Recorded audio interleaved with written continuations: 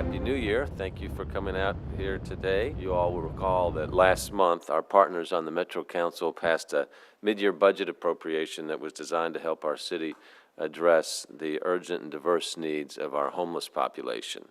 So today my team and I would like to share our plan for putting those funds to work right away so that we can boost current efforts to help more people who find themselves living on our streets so they can get the resources that they need to live safer, healthier lives here in our city.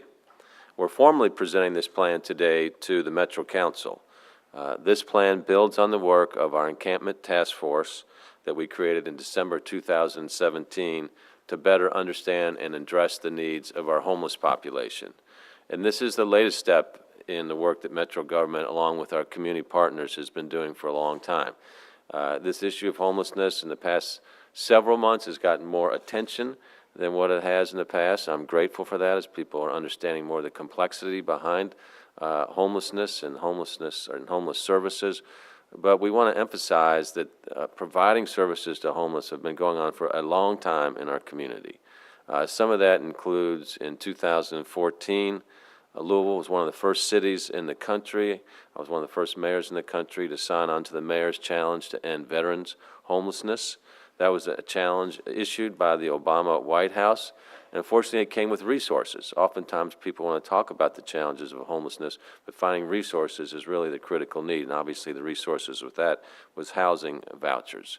So we worked with the Coalition for the Homeless, many of the folks that you see on the stage up here as well, and other agencies to achieve what we called functional zero by November 2015, and we were one of the first cities in the country. We were second after New Orleans. Now we have effective procedures in place to house homeless veterans as soon as we identify them. In 2017, the Coalition for the Homeless and the community partners launched the 100-day challenge to house homeless youth. And in collaboration, all of us working together, again, many of the folks up here, our city exceeded the national norm for results. We housed 115 youths within those 100 days. That work helped earn the coalition a $3.45 million grant from HUD to help end youth homelessness in our city. So when we take on these challenges and we have resources, we do demonstrate that we can get results. Another aspect of this, of course, is housing. And with our partners on the Metro Council, Bill Hollander is here with us today and will speak in a minute. He's been one of our great champions on affordable housing. We've invested over $40 million in affordable housing over the last 4 city budget cycles, so more than any in the history of our country. So when you put together this problem of homelessness, there's so many different angles that come from us. One, lack of affordable housing. Two, when you think about where the minimum wage is our country, it is not anywhere close to being a living wage. And if it had been indexed for inflation, it'd be around $18, $19 an hour right now. So you see those issues, you see defunding of mental health services, some 90% from their peak, defunding of affordable housing from 90% from our peak. All of that is what manifests itself on the streets of America. And as I think everybody knows, Louisville is not the only city that's struggling with these challenges. But these are our residents, these are our brothers and sisters, so we have to respond. When you think about what we try to do with the city around our core values of lifelong learning, health, and compassion, they all come together in this work. Among the things that we've learned is that to really meet our homeless citizens' needs, we have to understand each one of them as individuals, where they've come from, where they've been through, and what they're facing. And if you've done any work at all with the homeless community, you understand all the different stories and the complexity of the stories, and it's not just a one solution for all of homeless, or it's not just a one solution for one person. This is really a multifaceted challenge. We're talking about families who are on the street. It could be because of economic issues, individuals who are struggling with substance abuse, mental and physical health issues, PTSD, sometimes human trafficking, and sometimes all of it mixed together in one person, where this becomes extraordinarily difficult to address. So we have to recognize and respect that fundamental truth is that there is no one-size-fits-all solution. And I'm hoping one of the things that the community has learned from this process is they are starting to understand the complexity of this challenge, and that if it was easy, Louisville would have been able to fix this long time ago, as would cities around our entire country, and that's not the case. We have to help our homeless population deal with and overcome their challenges like we do with so many big challenges, and that is one person at a time. And that's what a good city does. That's what a compassionate city does. We're making progress, and we're going to be talking about that here today. We've already seen some action. Wayside Christian Mission did not wait for this report to come out. They opened up a low-barrier shelter on Christmas Eve. I want to thank Tim and Nina Mosley. Nina is with us here today for saying we're not going to wait for the report to come out. A low-barrier shelter, as you all know, is a shelter that accepts folks in that might have been banned from previous shelters, that might have other issues that would keep them out of shelters on a day-to-day basis, but people need help. So on, say, New Year's Eve, I spent about 90 minutes at Wayside at the new shelter, talking with folks, understanding what their particular stories were, seeing homeless people advocating for other homeless people, as they went back to their tents, because that's where they wanted to live, but they wanted to make sure that services were being delivered inside of Wayside. And what you see inside of a low-barrier shelter are many of the challenges that you see on the street, because that's obviously where most of the folks are coming from. So it could be difficulty finding a job. Prevalence of mental illness issues are quite prevalent. Hunger issues. So the fact is we're making progress with this, and I want to thank Wayside for what they've done, and would invite you all to check out the new shelter. I want to thank Wayside. They've done a great job of being flexible in their approach also to dealing with the people who are coming to them for help, especially couples and families. We have a shortage of bed space, particularly for families, and low barrier shelter space that I've mentioned also. So the plan that we're submitting today takes steps to address that and other challenges, like coordinating efforts among street outreach groups, case managers, and brings more services to individuals living in the homeless camps. Our street outreach groups and individuals are incredible in this community. I would encourage you all to see if you can tag along with them for part of a day or a full day, to understand, again, the difficulties that we're facing here, but then the dedication that they provide with their life. This is an incredible way that these groups stand up and say, I'm going to make a difference one person at a time, and I really want to support the work of our outreach groups. Many of the folks are here today. Our case managers who say, we know this is a huge challenge, but I'm dedicating my life to make sure people get help the best I can as well. So for our case managers, I want to thank them intensely as well. And then the community partners that we have, they're helping with the plan. The Volunteers of America, the Healing Place, St. Stephen Baptist Church, St. John's Day Center, and up in Kentucky, as well as our other community partners, street outreach groups that I mentioned, volunteers, supporters, advocates, have just been incredible. And if you're listening to this tonight and saying, how can I help? I would encourage you to get in touch with one of our outreach groups or the Coalition for the Homeless. A lot of folks want to help, and they don't know how to help. And sometimes they might drop off blankets or they drop off food. Go to one of our outreach groups who know how to manage the situation because they have more experience doing it. I would say that's the best way for you to help at this particular time. Our Metro partners have also been incredible. Solid Waste, Keith Hackett is here representing our solid waste services here. Vanessa Burns, our chief. Obviously, when people drive in different parts of our city and see homeless encampments, oftentimes they see a lot of stuff, and it confuses people. Why is there so much bedding? Why is there this? Why are people still hanging out? We've got to keep these areas clean.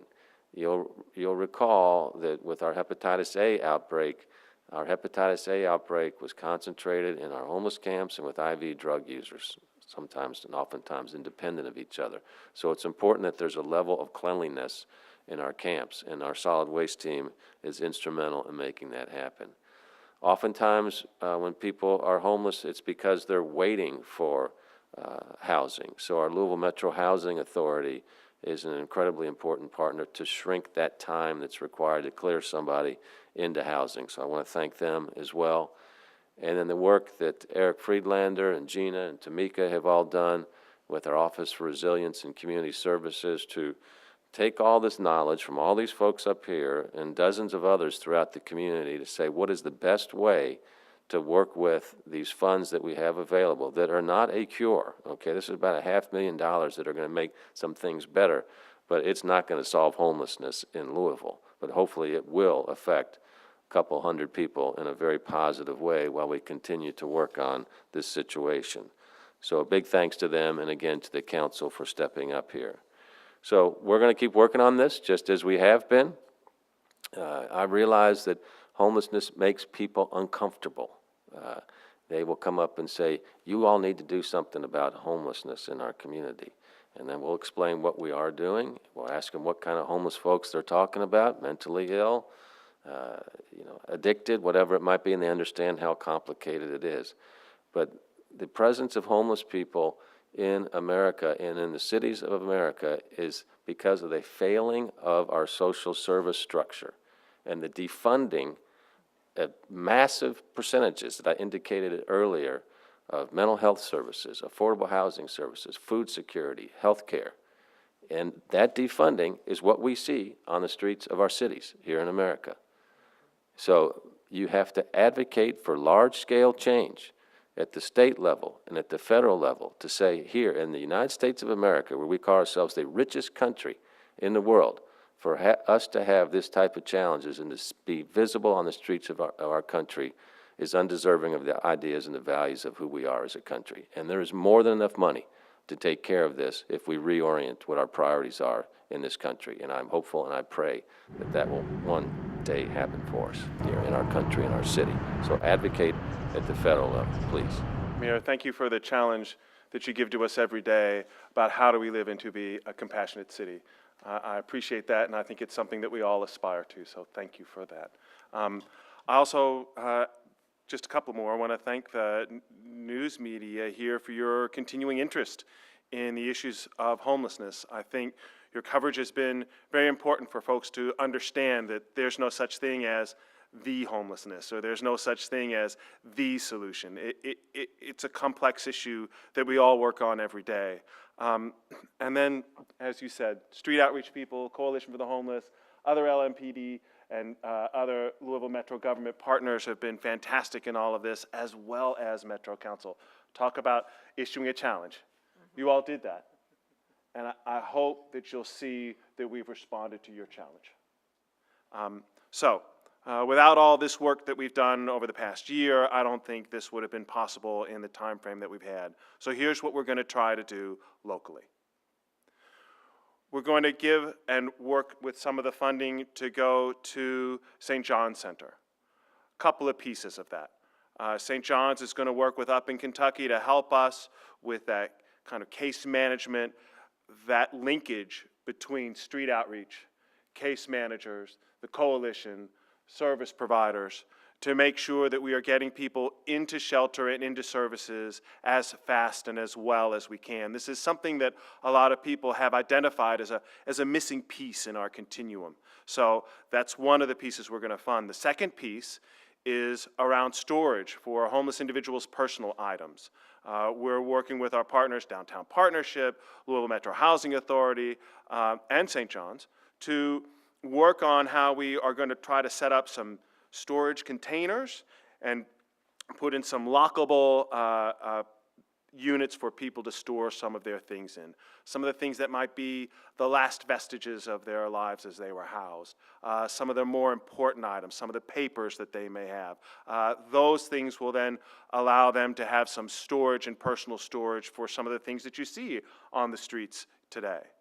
We're also going to support what Wayside is doing with the 100-bed low-barrier shelter. This is way out of their comfort zone. I think if we'd asked them a month or two ago, they would have probably said, no way, we're going to do this, but they're doing it.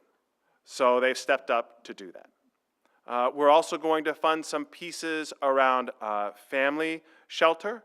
We're going to work with Volunteers of America to work on some rapid rehousing and some very specific housing options for families.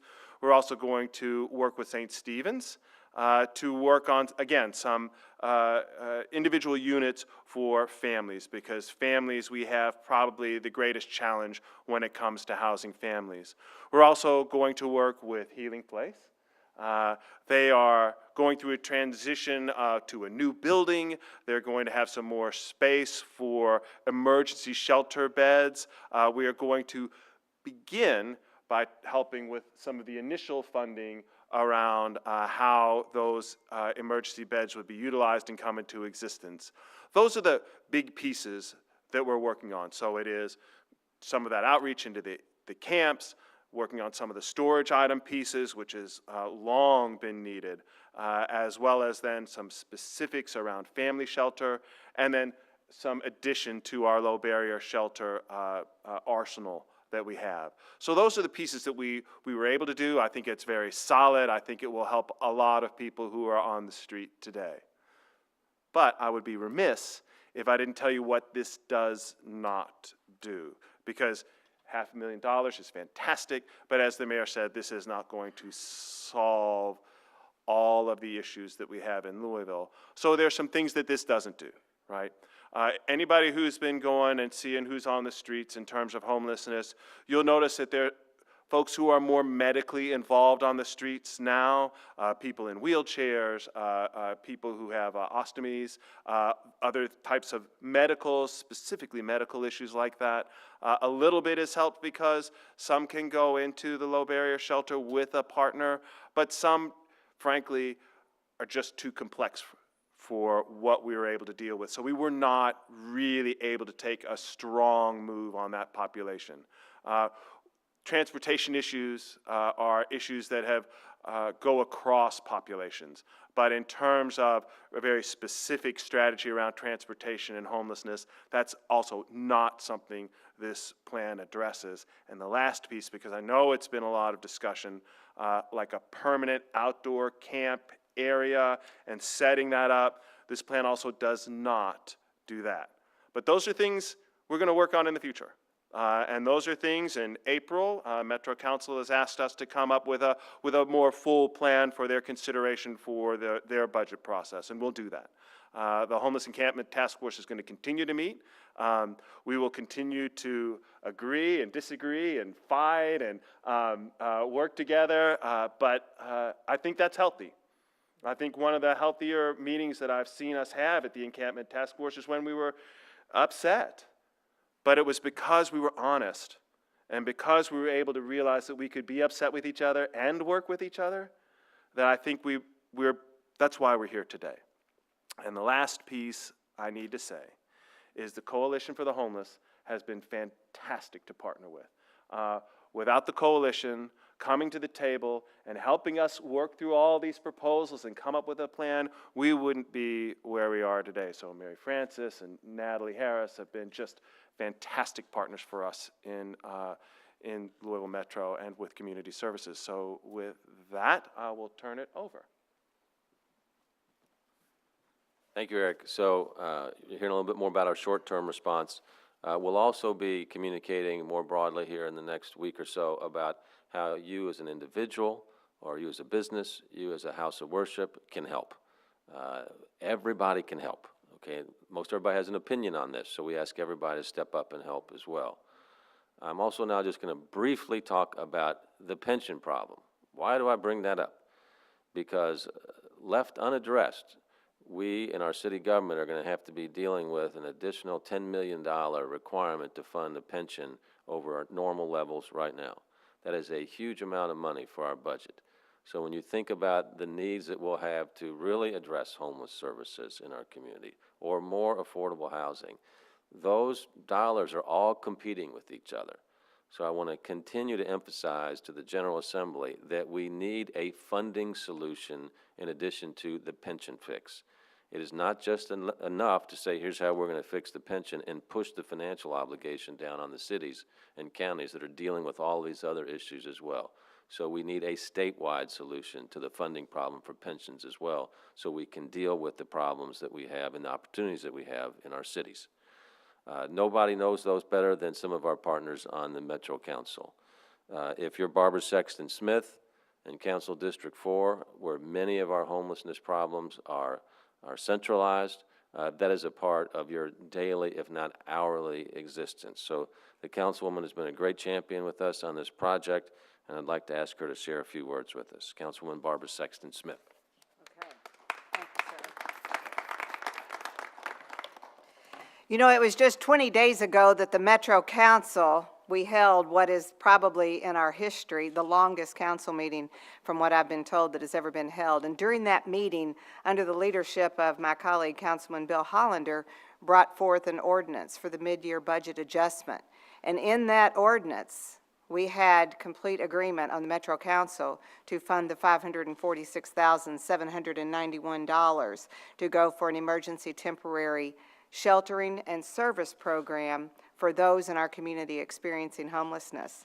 And here we stand 20 days later, which may seem like a lifetime, and it is a lifetime to somebody who is living on the street without a home.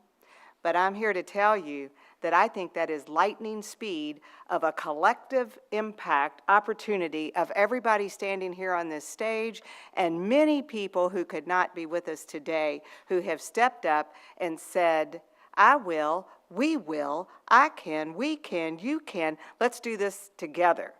Almost everyone standing here with us has voiced something that they didn't like 100%. And as it was said just a moment ago, that is because in our group process, under the leadership of Gina Redmond and Eric Friedlander during the last year on the Homelessness Encampment Task Force, we went through the very natural 3 stages of group dynamics. The challenge is we are now, as of the end of this press conference, we will be entering the 4th stage. And our group process was first to form, which we did under Mayor Fisher's leadership in December of 2017. And then we went through that next phase, which is very normal. After forming, you go through storming. I was there. I had many stormy weather days, Councilman Hollander, many of those in his office or in my office of things we were or were not pleased that were happening or were not happening. But we continued to encourage each other and stay the course. Everybody stayed the course through that storming. And now we're in a norming phase. 20 days. That's not normal for putting together this big, of this aggressive of a plan. Now, stage 4, Mayor Fisher knows about this better than anybody. This is about performing and measuring. So are we as good as we say we are? I think we are. It's going to take all of us staying together, though, and stay in the course. I want to take my couple of minutes and really thank all those people who have called and texted and emailed and stopped any and every one of us offering suggestions and help. I want to thank the Honorable Order of the Kentucky Colonels who stepped up immediately, called Councilman Hollander, and said, we want to make a contribution. They took a substantial portion of their annual emergency funding and dedicated $25,000 to go to the Coalition for the Homeless for distribution for things that are going to be needed. Not just programs, because they wanted to fund actual items that are going to be needed to help those experiencing homelessness. So we're grateful for that. And along with that, I encourage any other foundation, organization, individual, business that would like to make a contribution. I'll go ahead and start the call of action, which an official call of action will come from Mayor Fisher within the next week. But if you want to make a financial contribution to this effort, please do that through the Coalition of the Homeless, who will be held accountable to distribute that to one and many organizations who are set up to meet the needs of those experiencing homelessness. I also want to thank the married couple that called one day after hearing one of the television stories about 19 days ago and said, we want to help one family. That's what we'll take on. We'll provide housing for them, not in our house, but we'll help pay for that. We'll provide medical services if they need it, not the services, but the money to help them if they need it. We'll provide food money and so forth. I'm here to tell you, that couple has taken on a family with a mom and a dad and 2 children, and that family is starting to not just survive, they're starting to thrive in a few short weeks. So what can one couple do? What can one person do? You can change a life, and you can change a family. And I also want to thank our outreach workers who are here with us today, Fed with Faith and Hip Hop Cares, who are out on the streets all day, every day. And there are many others that are out working and helping folks every day. So as we as a society stand and look at ourselves and look at each other, I want everybody to think about how are we judged. And a society is judged first and foremost by how well it takes care of the least of us. So I say to you, if he is naked, will you feed him? Yes, we will. If she is without home, will you shelter her? Yes, we will. Yes, we will. And if she or he is hungry, will you feed them? Yes, we will. Yes, we will. Not we can, we will. And I think we ought to commit that to each other and everybody step up. So each time you have an idea or a suggestion, the second call to action, pick up that phone and call one of these organizations who are well-staffed and trained and organized with volunteers and know exactly how to make it happen. And the next time you have that urge to hop in your car or your truck and drive to one of the streets or the corners of the homeless camp areas and drop off supplies, please stay with me on this one. Some of you got really upset with me in the media last month when I said, please stop dropping off large amounts of items. And the reason I made that plea was I visited with the folks in the homeless camps and they said, Councilwoman, please ask folks to quit dropping everything they don't want off, and we have too many things. We're having trouble taking care of all of them. Take your donations to one of the organizations. Two of them are standing on flanking either side of the stage. I know you guys need things to distribute, and you know exactly how to do it, and everybody else behind us can join in that effort. So, Mayor Fisher, thank you for your leadership. Eric Friedlander and Gina Redmond, thank you so much for staying the course through the group process. And as we like to say, now's the time for us to decide and for you to measure us. Are we all as good as we say we are? I think we are. So thank you so very much. Mayor Fisher?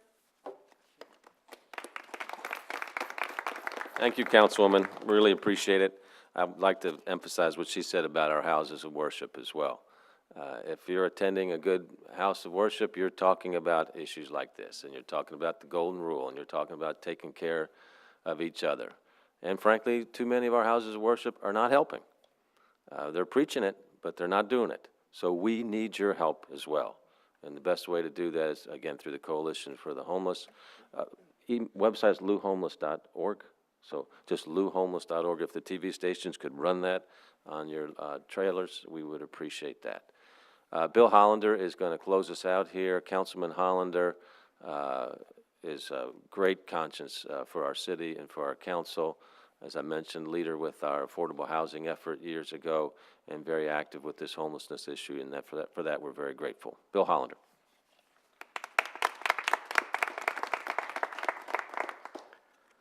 When we wrote the ordinance a little more than 20 days ago, and we put in that we wanted a report by January 2nd and we wanted the services to be rendered by January 14th, I sent a draft of it to the administration, and I kept waiting to get a call saying, geez, that's awfully quick, 20 days. But that call never came, and I'm very grateful for that and thank the mayor and his team for doing that. I appreciate the hard and the rapid work of the Office of Resilience and Community Services, Gina and Eric, the Coalition for the Homeless, and all of the community partners in developing this plan. Homelessness has many causes and no one solution. And that's what I like most about this plan. It recognizes that there are many causes and no one solution and many types of people experiencing homelessness in our community. The work we're starting now recognizes those facts, and it will help get some people experiencing homelessness off of our streets. It addresses families, it addresses men, it addresses women. It provides shelter, food, storage, and services to get people into better solutions. We'll all be watching this very carefully, learning, and we'll be treating this as a bridge to a more permanent plan that we hope to receive in April. The councilman's always brief up here, but he's very effective at what he does, so thank you so much. Okay, thanks everybody that's helped work through the holidays to get this plan done. Again, our outreach workers, our case workers, the coalition, everybody works on this 24/7, regardless of whether it's a holiday or a holy day or a rainy day or a hot day. So thank you all for everything that you've done. Let's keep working together.